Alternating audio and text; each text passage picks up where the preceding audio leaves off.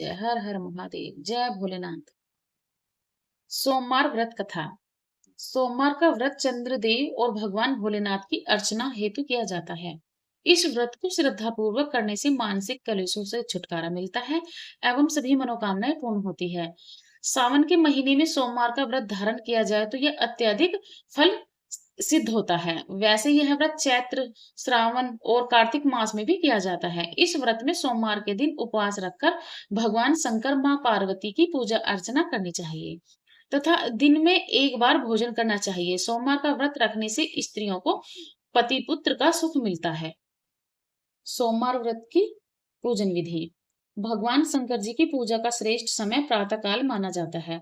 अतः सोमवार के दिन प्रातः काल ब्रह्म मुहूर्त में उठकर अपने सारे काम से निर्वृत हो जाइए और पूजा का ध्यान स्मरण धारण कर कुशा पर बैठे और पूर्व या उत्तर दिशा की ओर अपना मुंह रखें। चौकी पर एक नया सफेद कपड़ा बिछा लें। उस पर तांबे का एक गुदा हुआ सोमवार यंत्र और भगवान शिव की प्रतिमा का तथा शिवलिंग की स्थापना करें। बेलपत्र, पुष्प, अक्षत, जल एवं दक्षिणा इत्यादि सामग्रियां अपने निकट रखें। शिव पूजन विधान के पश्चात व्रत कथा पढ़नी चाहिए। व्रत कथा पूर्ण करने के उपरांत भगवान शिव को भोग लगाकर भगवान से आशीर्वाद लेना चाहिए। एक समय ही भोजन करें। तो चलिए शुरू करते हैं सोमवार व्रत कथा। एक साहूकार बहुत अमीर था। उसके पास धन की कमी नहीं थी। साहूकार के पास सभी सुख और ऐश्वर्य के साधन थे, किंतु उसको एक ही दुख था कि उसकी कोई औलाद नहीं थी। वह दिन रात इसी चिंता में लगा रहता कि वह पुत्र पाने के लिए हर सोमवार को भगवान चंद्रदेव व शिव जी की पूजा करता, व्रत रखता। साहूकार को भोलेनाथ के प्रति ऐसी भक्ति देखकर एक बार माँ पार्वती जी ने शिव जी से कहा, हे नाथ, यह साहूकार आपका अनन्य भक्त है और सदैव ही आपका व्रत और पूजा भक्ति भाव से किया करता है। आप कृपा करके इसकी मनोकामना पूरी कर दो। पार्वती जी के ऐसे वचन सुनकर भोलेनाथ ने माँ गौरी से कहा, हे पार्वती, यह संसार एक कर्म क्षेत्र है। यहाँ जो जैसा कार्य करता है उसे वैसा ही फल मिलता है, अर्थात जैसा कार्य मनुष्य करता है वैसा ही परिणाम भोगता है। किंतु माता पार्वती आग्रह पूर्वक बोली, हे महादेव, यह आपका अनन्य भक्त है। यदि इसको कोई दुख होता है तो आपको उसे अवश्य दूर करना चाहिए। यदि आप अपने भक्तों की मनोकामना पूरी नहीं करेंगे तो क्यों मनुष्य आपकी भक्ति सेवा व पूजन करेंगे। पार्वती जी के ऐसा आग्रह को सुनकर शिव जी ने कहा, हे शिवे, इस साहूकार के कोई पुत्र नहीं है, इसी कारण यह रात दिन चिंतित व दुखी रहता है। इसके भाग्य में संतान न होने पर भी मैं इसे पुत्र प्राप्ति के लिए वरदान देता हूँ, किंतु इसका पुत्र केवल 12 वर्ष तक ही जीवित रह सकता है। इसके पश्चात वह मर जाएगा और इससे अधिक मैं इस साहूकार के लिए कुछ नहीं कर सकता। यह सब बातें साहूकार सुन रहा था। उसे यह सारी बातें सुनकर न कोई खुशी हुई और न कोई दुख हुआ। वह पूर्वत शिव की पूजा व व्रत करता रहा। कुछ समय पश्चात साहूकार की पत्नी गर्भवती हो गई और 10वें महीने में उसे एक बहुत ही सुंदर पुत्र को जन्म दिया। साहूकार के घर में बहुत खुशियां मनाई गई, किंतु साहूकार ने अपने पुत्र की 12 वर्ष तक की उम्र जानकर कोई खुशी प्रकट नहीं की। संबंध में किसी और से भेद भी नहीं कहा बताया। वह बालक धीरे धीरे बड़ा होने लगा। जब वह बालक 11 साल का हो गया तो उस बालक की माता ने साहूकार से उसके विवाह के लिए कहा, किंतु साहूकार ने कहा कि मैं इसे काशी जी पढ़ने भेजूंगा। साहूकार ने अपने साले को बुलाकर कहा कि तुम इस बालक को काशी पढ़ने ले जाओ और जिस इसे विधिवत शिक्षा ग्रहण कराओ।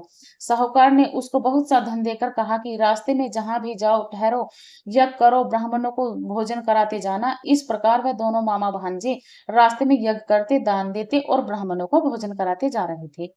रास्ते में एक शहर पड़ा। उस शहर में राजा की कन्या का विवाह था। एक अन्य राजा का लड़का बारात लेकर आया था, लेकिन वह एक आंख से काना था। लड़के के पिता को इस बात की बड़ी चिंता थी कि कहीं वर को देखकर कन्या के माता पिता विवाह में किसी प्रकार की अड़चन न डालें। इसी कारण जब उन्होंने साहूकार के अति सुंदर बेटे को देखा तो उनके मन में विचार आया कि क्यों न इस लड़के से विवाह का कार्य पूर्ण करा लिया जाए। यह विचार कर उसने लड़के और उसके मामा से कहा कि यदि आप फेरे और कन्यादान का भी कार्य पूर्ण करा देंगे तो आपकी बड़ी कृपा होगी और हम आपको बहुत सा धन देंगे। साहूकार के लड़के और उसके मामा ने इसको बात को स्वीकार कर लिया। विवाह का काम भली प्रकार से पूरा हो गया। जब वह लड़का जाने लगा तो उसने चुपके से राजकुमारी की चुनरी पर लिख दिया कि तेरा विवाह मेरे साथ हुआ है, लेकिन जिसके साथ तुम्हें भेजा जाएगा वह एक आंख से काना है। मैं तो काशी जी पढ़ने जा रहा हूँ। राजकुमारी ने जब इस प्रकार पर लिखा पाया तो उसने काने राजकुमार के साथ जाने से इनकार कर दिया और कहा कि यह मेरा पति नहीं है। मेरा विवाह इसके साथ नहीं हुआ है, वह काशी जी गया है। राजकुमारी के पिता ने यह सब सब सुना तो उसने अपनी कन्या को विदा नहीं किया। बारात वापिस चली गई। उधर सेठ का लड़का, साहूकार का लड़का, उसका मामा काशी जी पहुंच गए, जहां लड़के ने पढ़ना शुरू कर दिया तथा अपना अतिरिक्त समय मामा भांजा यज्ञदान आदि से व्यतीत करने लगे। इस प्रकार कई महीने बीत गए। जब लड़का 12 साल का हुआ तो एक दिन उन लड़के ने अपने मामा से कहा, यज्ञ का आयोजन रखा था। अचानक ही लड़के की तबीयत खराब हो गई। लड़के के मामा ने कहा कि अंदर जाकर सो जाओ। लड़का अंदर जाकर सो गया। थोड़ी देर पश्चात लड़का मर गया। जब लड़के के मामा ने देखा कि वह मर गया है तो वह बहुत दुखी हुआ।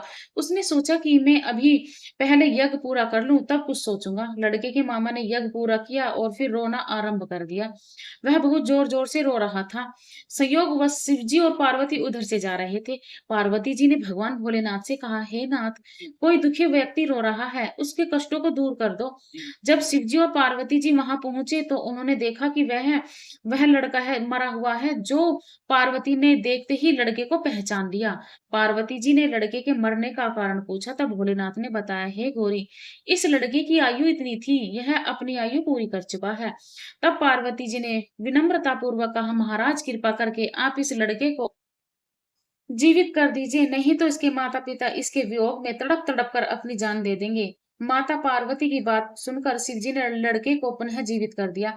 शिव जी की कृपा से लड़का जीवित हो गया। शिव शंकर व पार्वती जी शिव धाम चले गए। शिक्षा पूरी होने पर लड़का और उसका मामा पहले की तरह यज्ञ करते, ब्राह्मणों को भोजन कराते तथा दक्षिणा देते हुए अपने घर की ओर चल दिए। रास्ते में दोनों उसी शहर में आए जहां पर उस लड़की की शादी हुई थी। वहां पहुंचकर दोनों ने यज्ञ शुरू कर दिया। तब वे दोनों यज्ञ कर रहे थे तो उस लड़के के ससुर ने लड़के के ससुर यानी वहां के राजा ने, जो उधर से घोड़े पर बैठकर अपने सेवकों के साथ जा रहा था, उसने लड़के को पहचान लिया। राजा ने महल में ले जाकर दोनों की खूब सेवा की। कुछ समय राजा के महल में रहने के बाद लड़के ने राजा से आने की आज्ञा ली। राजा ने अपनी लड़की को लड़के के साथ विदा किया और साथ में बहुत सा धन एवं दास दासियों को भी भेजा। जब वे अपने शहर में आए तो लड़के के मामा ने कहा, पहले मैं तुम्हारे माता पिता को तुम्हारे आने की खबर सुना आता हूँ, तब तो तुम अपनी पत्नी सहित यहाँ आराम करो। ऐसा कहकर लड़के का मामा साहूकार को अपने पुत्र के आने की खबर देने चला गया। घर जाकर उसने देखा कि उसके बहन और बहनोई छत पर बैठे हुए हैं और उन्होंने यह प्रण कर रखा है कि यदि उनका बेटा जीवित लौट आया तो वह छत से नीचे उतर आएंगे, नहीं तो छत से कूदकर अपने प्राण प्राण त्याग देंगे। लड़के के मामा ने जब यह समाचार उन्हें सुनाया कि उनका लड़का जीवित लौट आया है तो उन्हें विश्वास नहीं हुआ। तब लड़के के मामा ने शपथ खाकर कहा कि आपका पुत्र अपनी स्त्री और बहुत से धन और दासियों सहित घर आया है। तब साहूकार और उसकी पत्नी छत से नीचे उतर आए तथा प्रसन्नता के साथ अपने बेटे और बहू का स्वागत किया। सभी प्रसन्नता के साथ रहने लगे। इस प्रकार भक्ति भाव से जो भी प्राणी सोमवार के व्रत का पालन करता है तथा प्रेम पूर्वक इस कथा को सुनता या पढ़ता है, उसके सभी कष्ट दूर होते हैं, सारी मनोकामनाएं पूर्ण होती हैं और इस लोक में सभी सुख सुविधाओं को भोग कर अंत में उसे शिवलोक की प्राप्ति होती है। इस प्रकार सोमवार के व्रत को 16 सोमवार तक करें, फिर उद्यापन करें। इस व्रत के प्रभाव से मानवों को सभी प्रकार की सुखों की प्राप्ति होती है। इस व्रत के बारे में कहा गया है कि ग्रहण आदि में जप, ध्यान, हवन, उपासना, दान आदि सत्कर्म करने से जो फल मिलता है, वही फल सोमवार के व्रत से मिलता है। श्रावण में केदारनाथ का ब्रह्म कमल से पूजन, दर्शन, अर्चना तथा केदार क्षेत्र में निवास का विशेष महत्व है। इसे भगवान शंकर की प्रसन्नता और शिव की कृपा प्राप्त होती है। बोलो शिव शंकर भगवान की जय। हर हर महादेव। शाम सदा शिव। आशा करती हूँ कि आपको यह कथा पसंद आई होगी। कमेंट कर हर हर महादेव जरूर लिख देना।